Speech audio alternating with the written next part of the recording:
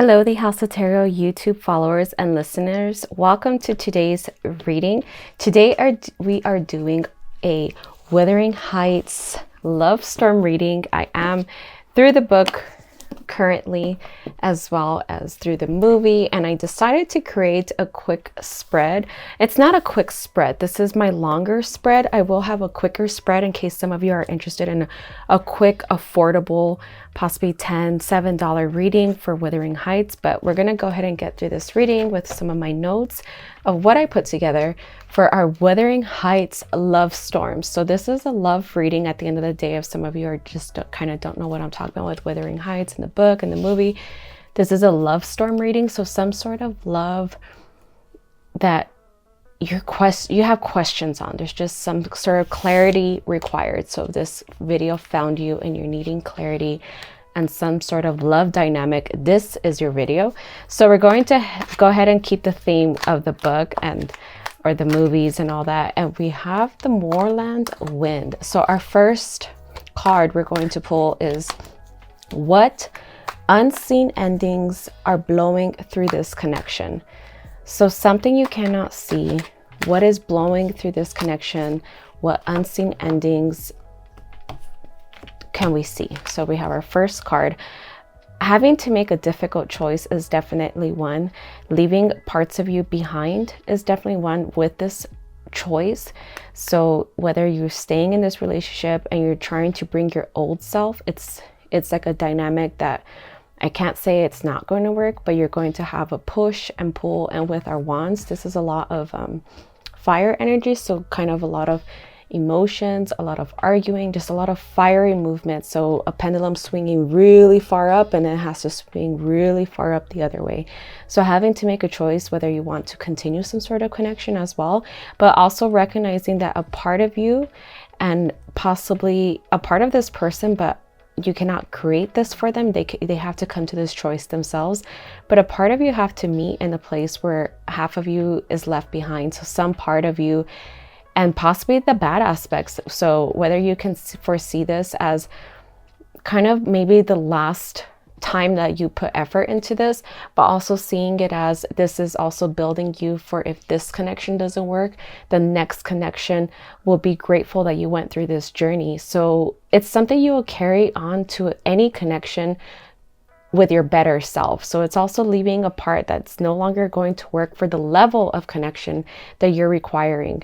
So you're also making a decision whether you want to continue a connection, whether you want to lose a part of yourself with this connection. And obviously all the good parts, all the parts that you love about yourself are coming with you. But deep down, there's a part possibly within the ego. There's just some part, and we might get that question later of what might need to be left behind ego-wise. And this is with any human nature. This is the person, the opponent that we always have. An opponent is our ego at all times. So it's a part of us that we're always fighting. And without it, we most likely do not exist, because then everything is flowing perfectly in a state of heaven. So some part is being left behind in order to coexist, in order to kind of ride the waves with some journey moving forward. So the question was, what unseen endings are blowing through this connection? And it's definitely losing a part of yourself that possibly cannot come with you to this connection.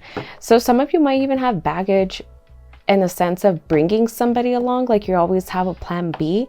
I feel like to continue in the connection that you're trying to really survive in, possibly plan B cannot come with you. So that's a really direct reading for somebody that just came into my mind. So we're going to go ahead and move on to Catherine's heart. So this is possibly your heart. So what does my heart only want beyond pride and fear? Okay, what does my heart truly want beyond pride and fear? So without the head getting into it, this is just energy. I'm going to read energy. What does your heart truly want beyond pride and fear? I see like a very eclecticness beyond pride and fear. I feel like you cannot be bored. You cannot be stagnant in one place. And that could come with good and bad. So the good, we can always read it as you're always moving, you're always upbeat. But a downside to that. So the pendulum swinging far off the other way is that you can't be still. You can't kind of be within your own thoughts. You can't be with yourself. You can't be with what's unfinished. And that's a big thing. If you can kind of sit with that, sit with the imperfections, sit with what's unfinished, and kind of be able to coexist with that reality of some things are not always this really high rush of excitement and completion and a feeling that you get to kind of post about it and gloat about it. I know a thing of accomplishment that we all like to kind of put up out there. There's a time and place that the world wants to be quiet, and I feel like a fear, a pride issue cannot allow you to kind of just sit in what already is, sit with what you have. So this person's kind of reflecting on what's already around them, what they already possess, what they already have. And I feel like a feeling of wanting more, of seeing something and wanting that thing. And at the same swing, there's nothing wrong with that. So in the same breath, it's nice to want things and enhance and get better, but I feel deep down, you know what part of it is pride and fear of kind of staying stuck, fear of having an ounce of boredom. So sometimes within boredom, within quiet, within meditation, within being still is also reflection, it's growth, and it's possibly this person that gets left behind. So it's also ideas coming to you for the future, or maybe it's just stillness, maybe it's healing, maybe it's using all that energy for yourself, for healing, for improvement within your inside. So I keep saying that it's not always about improvement, it's not always about completion, but I keep kind of swinging it the other way, that being still is also the improvement and the completion, to be able to kind of sit with your breath or heal from something. So deep breathing, deep emotions. Possibly you're bringing something to the table in your relationships that need healing from your past, and it gets stuck within our body, and it wakes up at a certain point where you can say, oh, I never even thought of it, but then it awoke, and people are gonna judge you for it, like, oh, you just creating problems. But it's real. It's a trauma that sometimes awakens in people at some point in their life, or things happen and things change within your body that can cause dysfunction, that can cause kind of a little bit of chaos. So kind of reflection. So what does my heart truly want beyond pride and fear?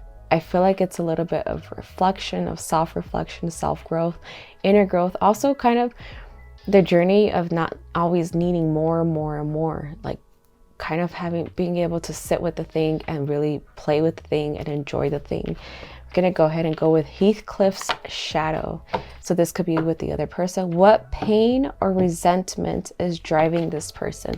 So think of your person. What pain or resentment is driving this person currently at the moment right now? And it's the Knight of Pentacles. So this person's very still.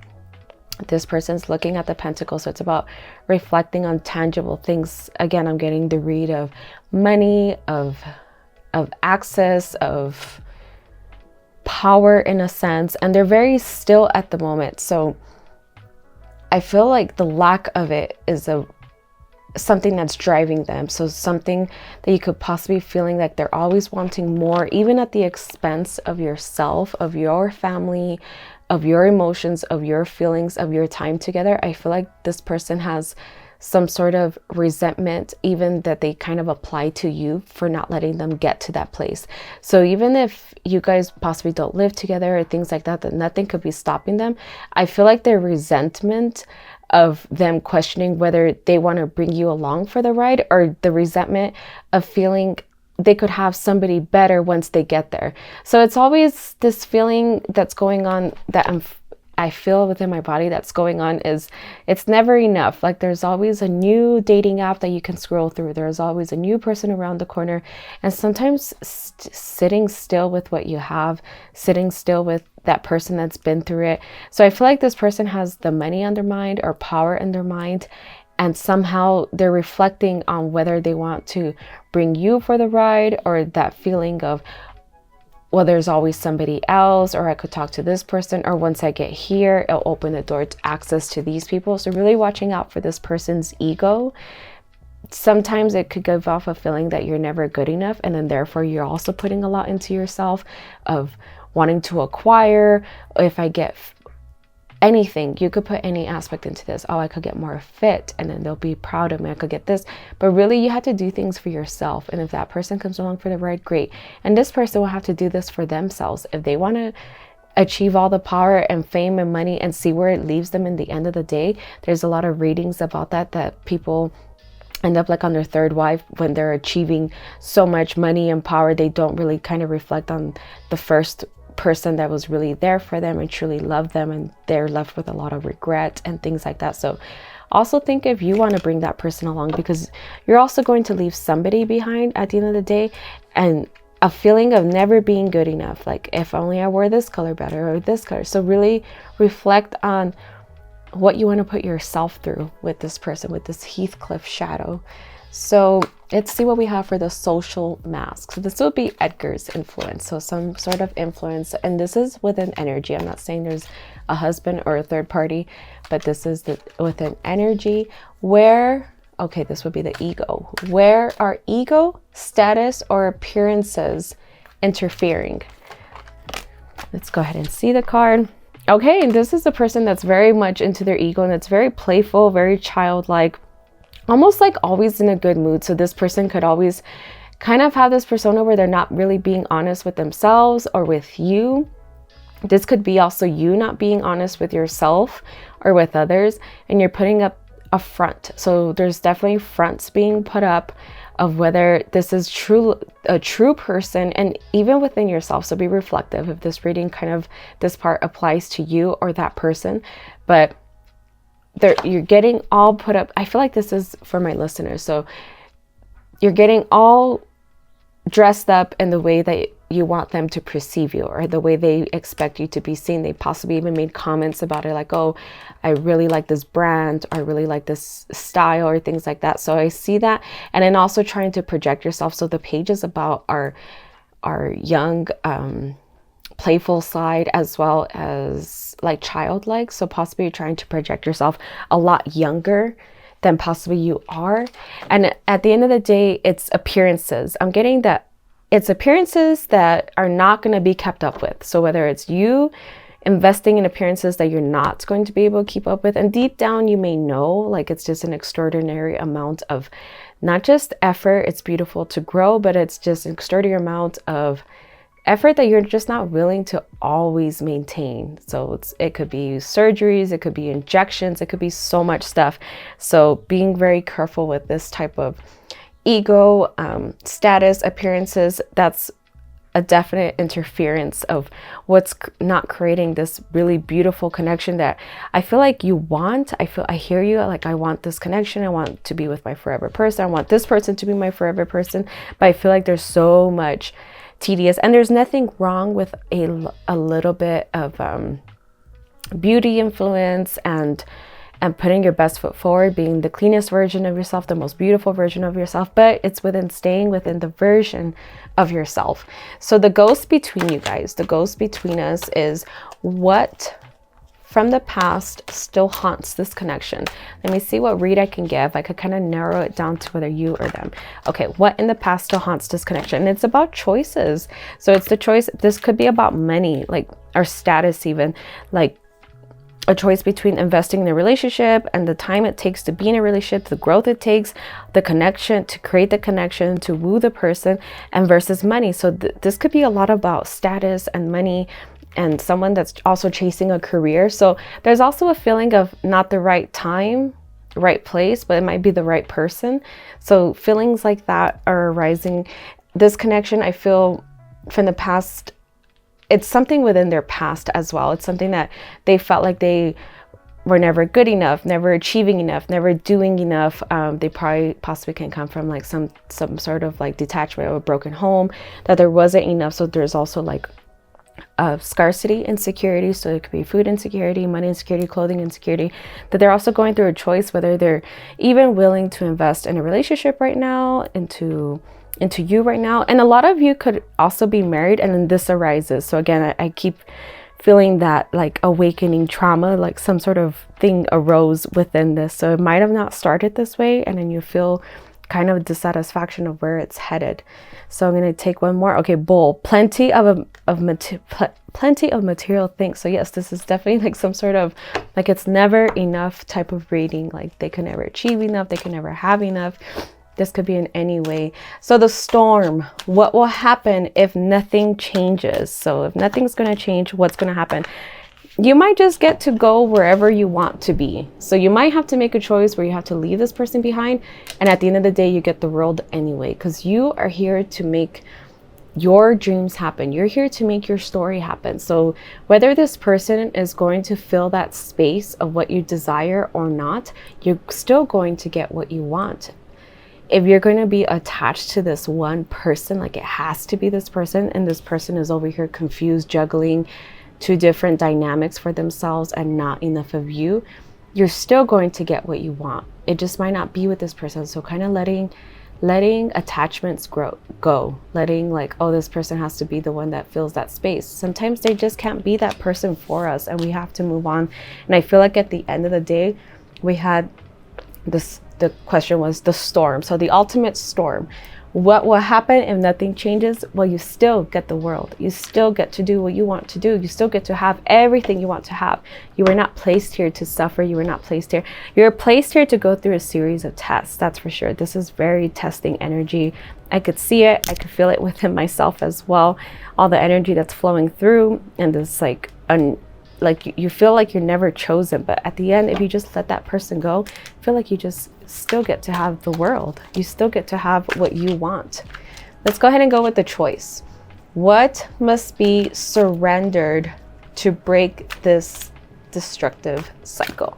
What needs to be let go? I feel like, okay, so we have the Page of Pentacles, so more money. I feel like the attachment to appearances, the attachment to money, the attachment to things, the attachment to looking a certain part for this person, the attachment of like trying to obtain or maintain this young appearance, this appearance that you feel they would like for you, or things like that. So something that would definitely allow it to move on is creating a choice where you get to detach from outcomes, you get to detach from what it is, and you get to know.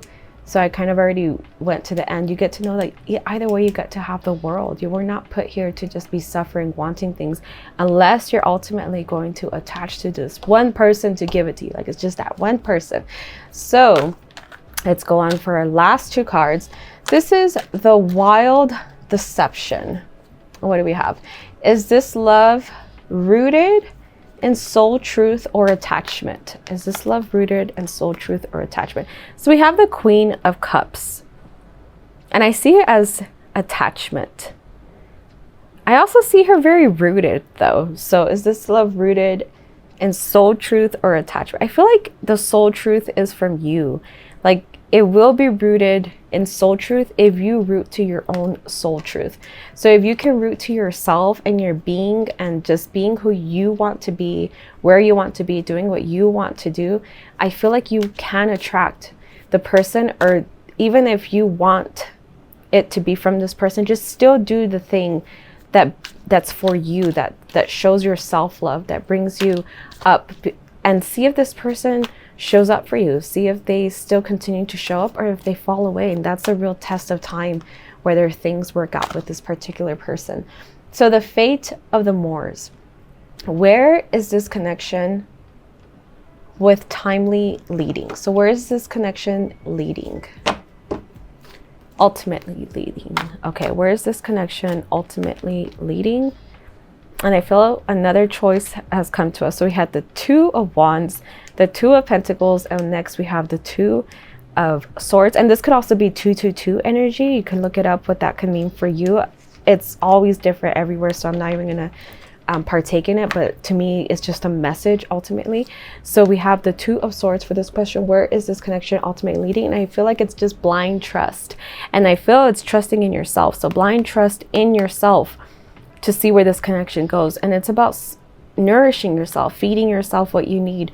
So this person kind of has you on a hustle because they're so attached to something, someone, some outcome. I feel like you don't need to join them. You need to stay attached to yourself. You need to stay attached to your goals, to what you need to be doing for your life.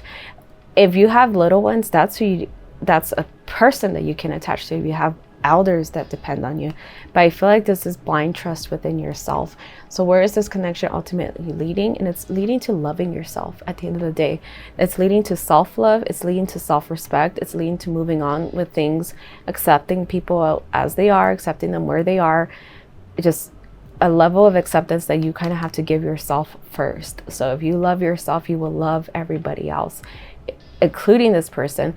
Obviously, there's something really dark involved or sinister. They really have to go no matter what. I'm reading, call the correct phone numbers for that. But if we're just talking emotional imbalances with relationships, it's leading to a series of self-love that you could never imagine. And that will lead you to really love others and open the door for who's meant to love you. So if this person on your mind is not the one meant to love you, just know you get to have the world at the end. We're going to take one more tea leaf. So with T, ant, work, achievement, success. And again, it's just what this person is really attached to right now, whoever I may be reading for.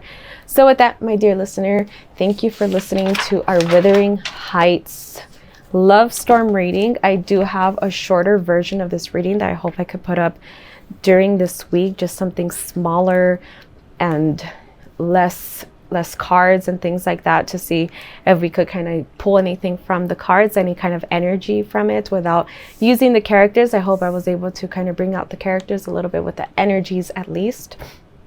So with that, my dear listener, please visit me at thehouseoftarot.etsy.com and come visit me there. With that, I leave you guys. Bye-bye.